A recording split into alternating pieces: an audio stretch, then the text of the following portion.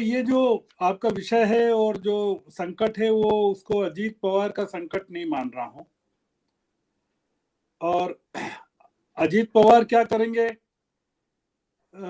छोड़ेंगे, जाएंगे, रहेंगे, ये मैं संकट के रूप में नहीं देख रहा हूं।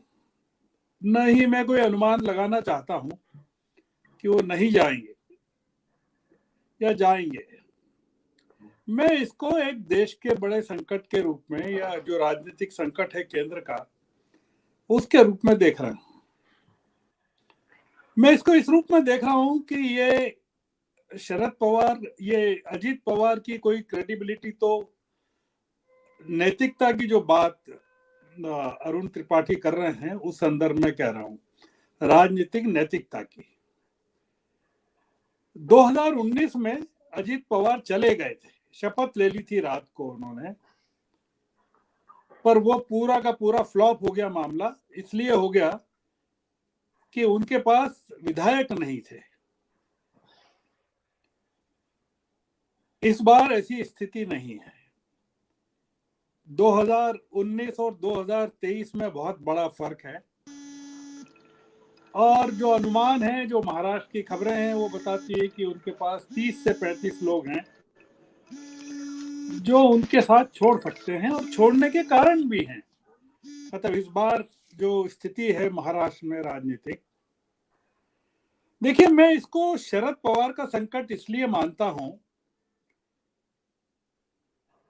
कि शरद पवार के सामने बड़ा संकट यह है कि उनको मोदी की मदद करना चाहिए कि नहीं महाराष्ट्र में।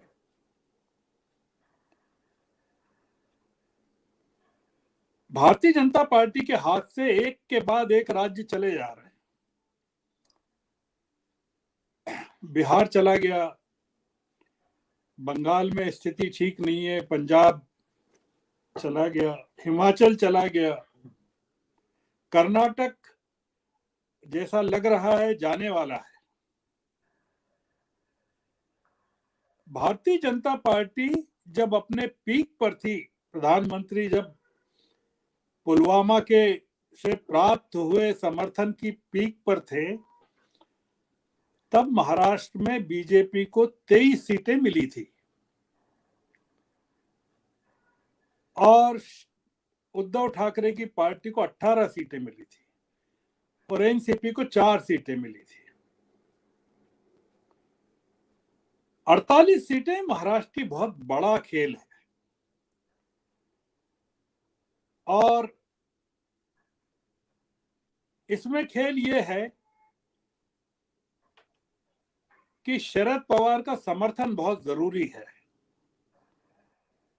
शरद पवार जेपीसी की मांग पर विपक्ष के साथ विरोध में चले जाते हैं, डिग्री के मामले में विरोध में चले जाते हैं, फिर विपक्ष की एकता के नाम पर वो आ जाते हैं। अभी भी ये कह रहे हैं, जो सुप्रिया सुले भी कह रही हैं और शरद पवार भी जो कह रहे हैं, कि एनसीपी जो है महाराष्ट्र विकास अघाड़ी में बनी रहेगी।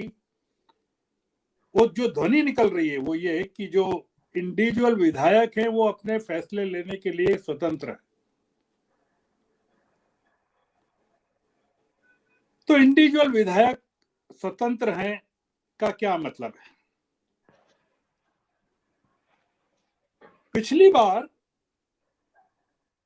विधायक इसलिए नहीं गए थे अमरीश जी अजीत पवार के साथ, क्योंकि शरद पवार की स्वीकृति नहीं थी। इस बार शरद पवार मौन है, वो स्वीकृति नहीं दे रहे हैं, पर वो मौन है। मतलब वो, और मौन का मतलब ये कि अब उनका नियंत्रण एनसीपी पर नहीं है। भारतीय जनता पार्टी के लिए जरूरी है कि एनसीपी को तोड़ दिया जाए। ये एक अलग मुद्दा है कि डिस्क्वालिफिकेशन हो जाता है शिंदे गुट के लोगों का। अजीत पवार खुद बोल चुके हैं कि अगर डिस्क्वालिफिकेशन हो जाता है, उसके बावजूद बीजेपी की सरकार में कोई फर्क इसलिए नहीं पड़ेगा कि 288 लोगों की विधानसभा में अगर एकनाथ शिंदे ग्रुप के 35 लोग डिस्क्वालीफाई हो जाते हैं तो जो इफेक्टिव स्ट्रेंथ है विधानसभा की वो भी 35 से कम हो जाएगी, 253 हो जाएगी। और 253 में अगर 127 लोगों की जरूरत है तो भारतीय जनता पार्टी निर्दलीय लोगों के साथ, अन्य लोगों के साथ मिलके अपनी सरकार को कायम रख लेंगे। ये अजित पवार खुद बोल चुके हैं। वहां संकट ये है कि अब लोकसभा को बचाना जरूरी है, उसके लिए महाराष्ट्र का होना जरूरी है। इसलिए अमरीश जी, बीजेपी का दबाव बढ़ रहा है और अभी जो एक चार्जशीट आई उनको लेकर, एक शुगर मिल को में मनी लॉन्ड्रिंग को लेकर, उसमें बताया गया कि इनका नाम नहीं है। जर्देंजेश्वर शुगर मिल को लेकर जो चार्जशीट आई है मनी लॉन्ड्रिंग को लेकर, उसमें अजित पवार का नाम नहीं है, ऐसा बताया गया। ये मामला अकेले एक शुगर मिल का नहीं है, उनके खिलाफ तो बहुत सारे मामले हैं अजित पवार के, और वो जिस तरह के दबाव में हैं वो इस दबाव को बहुत ज्यादा समय तक टाल नहीं पाएंगे। दूसरा ये कि वो शरद पवार की उपस्थिति में ही एनसीपी पर कब्जा कर लेना चाहते हैं और वो बताना चाहते हैं कि एनसीपी जो है वास्तव में अब उनका नियंत्रण है, वो नेता हैं एनसीपी के। इसलिए ये मामला पारिवारिक भी है। जैसा कि मामला बाला साहब के बाद उद्धव ठाकरे और राज ठाकरे में बाला साहब की नैतिक वसीयत को लेकर या शिवसेना को लेकर बना था, ये कुछ कुछ वैसा ही मामला है। और आखिरी बात ये कि अभी भी शरद पवार अपने आप को समझा नहीं पा रहे हैं कि अदानी मामले में उनको सरकार का समर्थन नहीं करना चाहिए।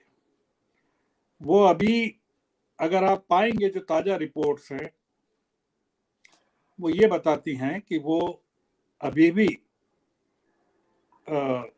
दिल से तो पूरी तरह अदानी के साथ हैं और वो समूह को बचाने के पक्ष में। इसलिए मैं मानता हूं कि ये जो पूरा का पूरा जो चल रहा है वहां, या पुणे में जो चला था या नागपुर में जो चला, ये तमाम चीजें शरद पवार की सहमति से चल रही है। इसमें विश्वसनीयता का मामला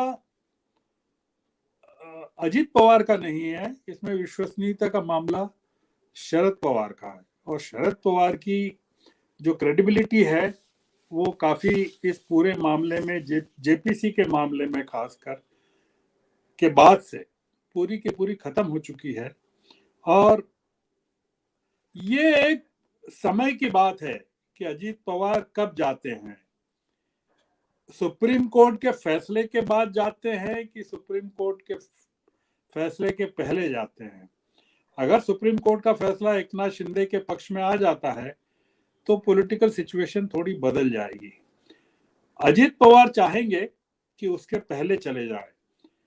उसमें एक जो फर्क पड़ सकता है वो ये पड़ सकता है कि भारतीय जनता पार्टी एकनाथ शिंदे के विधायकों को और अजित पवार के विधायकों को एक साथ कैसे समेटेगी। और अजित पवार अगर जाते हैं तो वो चीफ मिनिस्टर से कम के पद पर तो कोई समझौता करेंगे नहीं।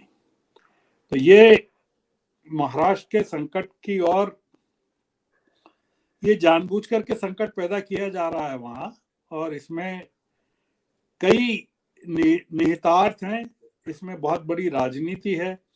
हम लोग शायद उस राजनीति को पढ़ नहीं पा रहे हैं। हम लोग तो जो खबरें हम लोगों को देखने को मिल रही हैं हम उसका ही पोस्टमार्टम कर रहे हैं मोटे तौर पर। तो मैं मानता हूं कि मैं जो कह रहा हूं वो भी हकीकत नहीं है, वो भी एक खबरों का ही विश्लेषण है, क्योंकि अंदरूनी जानकारी तो शायद हम लोगों को अभी पता नहीं है कि क्या चल रहा है वहाँ।